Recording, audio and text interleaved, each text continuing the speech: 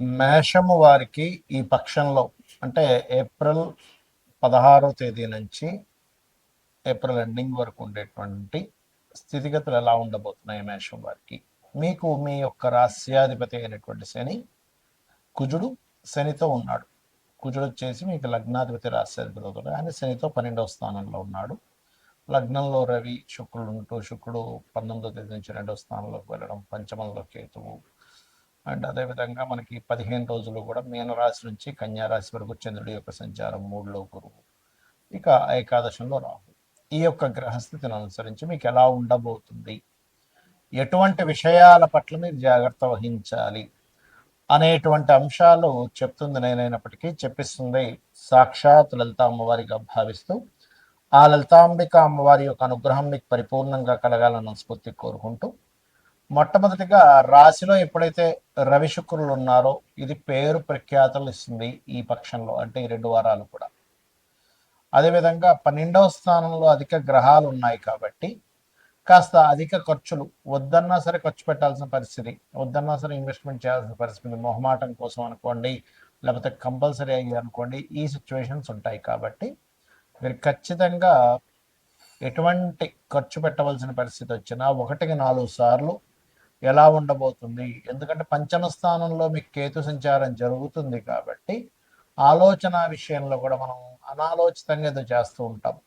ఈ యొక్క విషయాలలో చాలా చాలా చాలా జాగ్రత్తగా ఉండాలి. ఇక 19వ తేదీ నుంచి ఎప్పుడైతే మీ యొక్క రాశిలో ఉండే శుక్రుడు 2వ స్థానంలోకి వెళ్తున్నాడో ధనం విషయంలో చాలా బాగుంటుంది. కాకపోతే 3లో ఉండే గురువు యొక్క స్వరూపం మారింది. అంటే గురువు యొక్క రాశుల్లో ఎప్పుడైతే శని కుజులు ఉన్నారో మీరు ఎవరితోనైనా మాట్లాడేటప్పుడు, కమ్యూనికేట్ చేసేటప్పుడు, ఎవరితోనైనా ఏదైనా దస్తావేజుల మీద సంతకం పెట్టేటప్పుడు, ఏదైనా ఒక బాండ్ పేపర్ మీద సంతకాలు పెట్టేటప్పుడు, మెయిల్ చేసేటప్పుడు, మెసేజింగ్ చేసేటప్పుడు కొంత జాగ్రత్తగా ఉండండి. ఎట్టి పరిస్థితుల్లో కూడా మీరు 15, 16 తేదీలు, 16, 17 తేదీలు, ఆల్మోస్ట్ 16, 17 తేదీలు ఎట్టి పరిస్థితుల్లో ఇన్వెస్ట్మెంట్స్ అస్సలు చేయకండి. ఎందుకంటే ఈ చతుర్థాధిపతి చంద్రుడు వెళ్ళి కుజశనులతో కలిసి ఉంటున్నాడు. ఇలా ఎప్పుడైతే కుజశనులతో కలిసి ఉంటాడో అది ఏదైనా వాహనం మీద వెళ్ళేటప్పుడు కానీ, ఏదైనా ఒక స్థలం కానీ, గృహం కానీ తీసుకునేటువంటి విషయాల పట్ల కాస్త జాగ్రత్త వహించాలి. కాబట్టి మీరు ఏం చేయాలి దీనికి మరి అంటే ఎక్కువగా గణపతి ఆరాధన, సుబ్రహ్మణ్యేశ్వర స్వామి ఆరాధన చేయడము, సూర్య నమస్కారాలు చేసుకోవడము.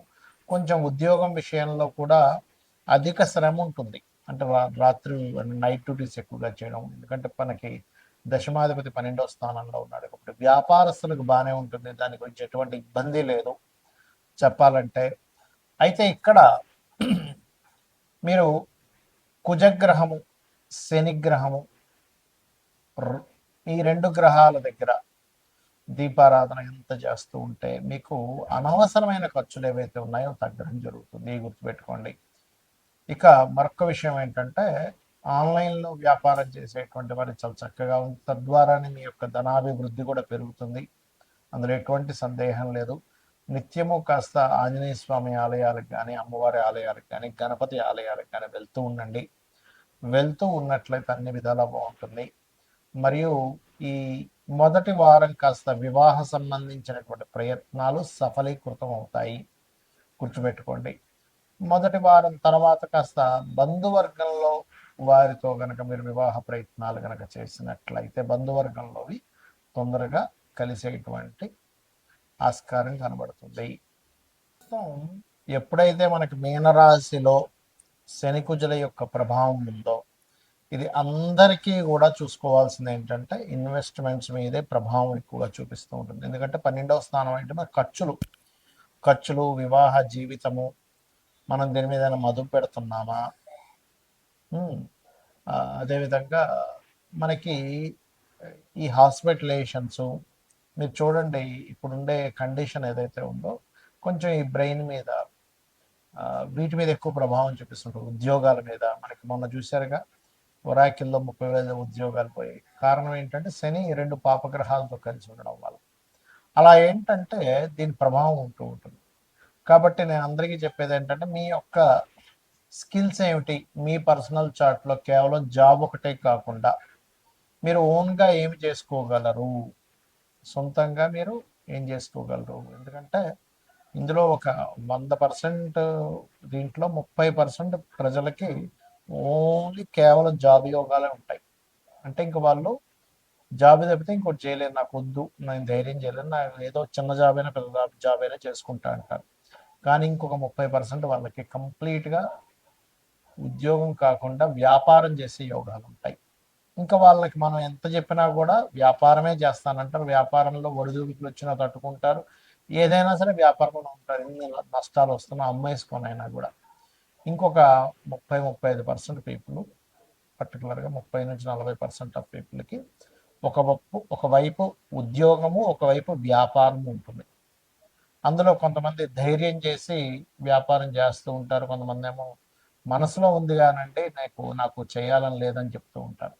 చేయలేకపోతున్నాను, ధైర్యం చేయలేకపోతున్నాను అంటారు.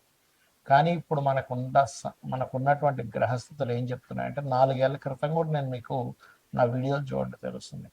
శని కుంభంలో ఉన్నప్పుడే చెప్పాను 4 ఏళ్ల క్రితం.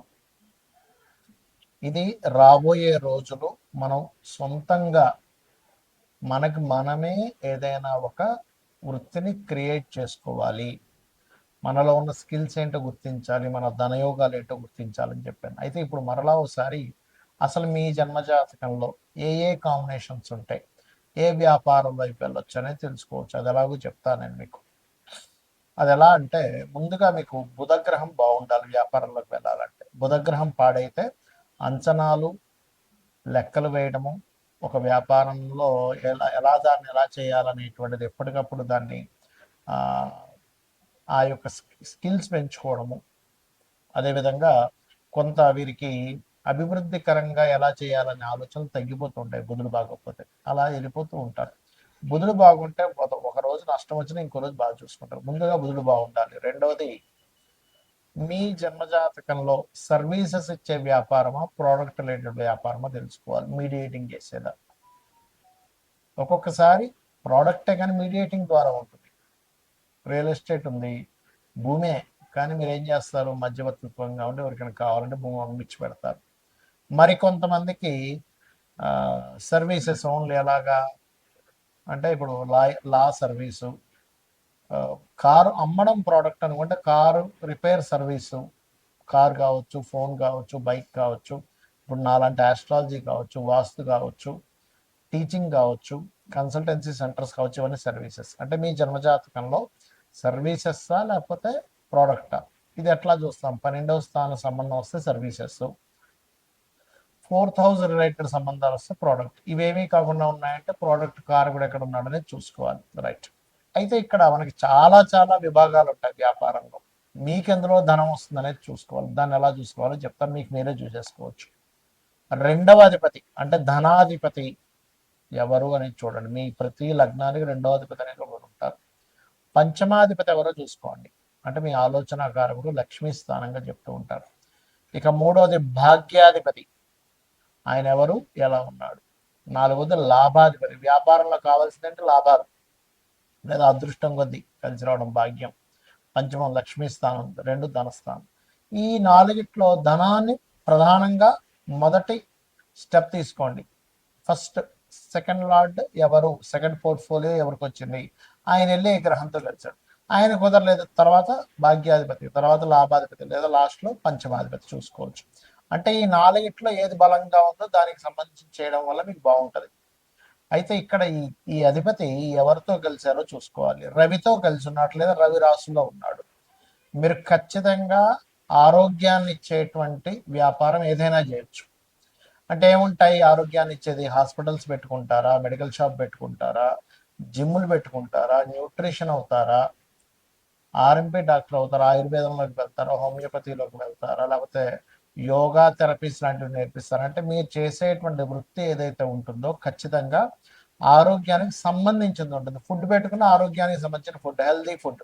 రైట్. ఇక రెండో దానిలోకి వెళ్తాం, చంద్రుడు. చంద్రుడు అంటే కంప్లీట్గా ఫుడ్డేనండి. ఫుడ్, ట్రాన్స్పోర్టేషను, లిక్విడ్ రిలేటెడ్ అంటే వాటర్ కావచ్చు, జ్యూసెస్ కావచ్చు, లేకపోతే వస్త్రాలు కూడా చంద్రుడిలోకి వస్తాయి. కాకపోతే లగ్జరీ వస్త్రాలు అంటే చంద్రుడు శుక్రుడు వస్తాడు. అలా మారుతూ ఉంటుంది. ఇక మానసిక రోగులు ఉంటారు కొంతమందికి, చిన్నపిల్లల డాక్టర్లు, అదేవిధంగా మెడిటేషన్స్ నేర్పించడము, మానసిక శాస్త్రవేత్తలు అవ్వడము, ప్రయాణాల ద్వారా, టూరిజమ్స్ ద్వారా. అయితే ఇందులో మళ్ళీ ఎలాంటి టూరిజమ్స్ అంటే మళ్ళీ గురువు రాశుల్లో ఉంటే ఆధ్యాత్మిక సంబంధించిన టూరిజమ్స్ ఉంటాయి అట్లా. ఇక మూడోది కుజుడు ఉన్నాడు మీ ధనాది, మీ ధనాన్ని ఇచ్చే కారకుడితో కుజుడు కనెక్టివిటీ ఉంది. అప్పుడు ఎలాగా సెక్యూరిటీ సర్వీసెస్, మిషనరీస్, అది చిన్నది కానివ్వండి పెద్దది కానివ్వండి, ఎలక్ట్రికల్ రిలేటెడ్, బ్యాటరీస్ రిలేటెడ్, ఇట్లాంటివి మీరు చేసుకోవచ్చు. ఇక బుధుడు, బుధుడు కంప్లీట్గా మీడియేటింగ్, మధ్యవర్తిత్వంగా అడ్వర్టైజ్మెంట్స్ ఇట్లాంటివన్నీ కూడా మార్కెటింగ్ రిలేటెడ్, యాడ్ ఏజెన్సీస్ ఇవన్నీ. ఇక గురువు, గురువు అంటే గురుత్వము. మీరు ఎవరికైతే ఏదైతే నేర్పిస్తున్నారో, మీరు ఎవరికైతే ఏదైతే చెప్తున్నారో, ఈ గురుత్వ సంబంధించినటువంటివి మీకు ధనయోగాన్ని ఇచ్చేదంతా కూడా గురువు. అందులో కన్సల్టెన్సీస్ ఉంటాయి, లా ఉంటుంది, ఫైనాన్షియల్ అడ్వైజర్స్ ఉంటారు, నేర్పించడం ఏదైనా గురువు. ఇక శుక్రుడు అంటే ఏమిటి, అందానికి సంబంధించింది. అంటే ప్రధానంగా మీకు ఇక్కడ బ్యూటీ రిలేటెడ్, క్రియేటివ్ రిలేటెడ్ ఇవన్నీ కూడా శుక్రగ్రహము. ఇక శని, జాబ్ కన్సల్టెన్సీస్, ఆయిల్, ఐరన్ బిజినెస్లు, లేబర్ని సప్లై చేయడము, జాబ్ కన్సల్టెన్సీస్ ఇవన్నీ. ఇక రాహువు, కేతువు. రాహు ఆన్లైన్ రిలేటెడ్, అదేవిధంగా డయాగ్నోటిక్ సెంటర్స్. కేతు ఆధ్యాత్మికము, ఈ పైప్ లైన్లు ఇవన్నీ కూడా, అంటే పైప్స్లు అమ్మేవి, దారాలు అమ్మేవి, ఇవన్నీ ఉంటాయి కదా ఇవన్నీ. సో ఈ రంగాలు మీకు ధనయోగాన్ని ఇస్తాయి. అయితే ఇక్కడ మీరు ప్రధానంగా చూసుకోవాల్సింది, ఇప్పుడు నేను ప్రారంభించవచ్చా లేదా 2-3 నెలలు ఆగాల, 6 నెలలు ఆగాలి. మరి ఆగాలి అనే ఇది ఉన్నప్పుడు మీ 6 నెలలో, సంవత్సరం మీరు దాని మీద గ్రౌండ్ వర్క్ చేసుకోండి. ఆయా రంగాలకు వెళ్ళి అక్కడ జాబులు చేయండి, మీకు ఒక అనుభవం వస్తుంది. తద్వారా మీరు వెళ్ళొచ్చు. ఎందుకంటే రాబోయే ప్రపంచం అంతా కూడా ఈ జాబుల మీద పెద్దగా ఆశలు పెట్టుకోకండి దయచేసి. సొంతంగా మనం ఏం చేసుకోగలము ఇదే రాబోతుంది. ఇంకో సంవత్సరం దాటితే ఇంకా ఘోరంగా ఉంటుంది. కాబట్టి ఇది చేసుకొని మీరు బాగుపడతారనే ఉద్దేశంతో చెప్తున్నాను. శ్రీమాత్రే నమః.